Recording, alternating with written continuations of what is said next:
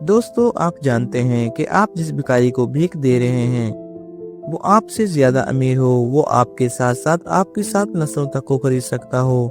दोस्तों, आपका स्वागत है MTV की एक और मजेदार वीडियो में। सैमुअल राइट्स लंदन से तल्लुक रखने वाला ये आदमी एक प्रोफेशनल भिखारी है। ये एक दिन में 8 घंटे भीख मांगता है और वीकेंड्स पर ओवर टाइम भी लगाता है, जैसे तो ये किसी फैक्ट्री में काम करता हो।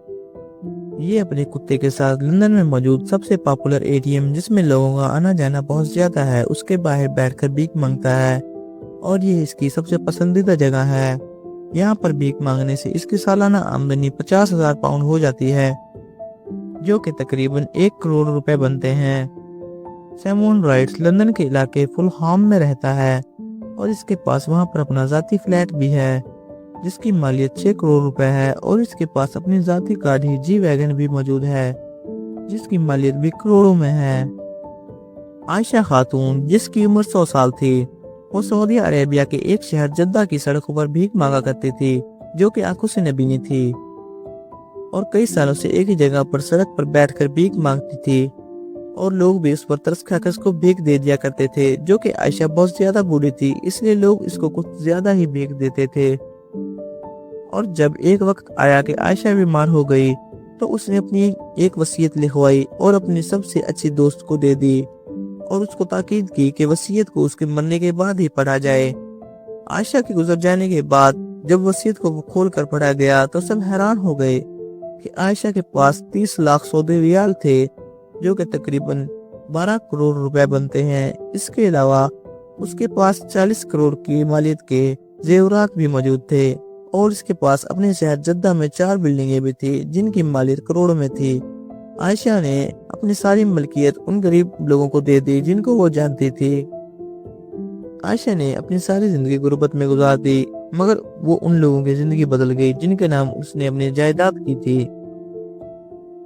एरविन कोरे न्यूयॉर्क सिटी में रहता था और ये 97 साल का बूढ़ा सड़कों पर भीख मांगता था।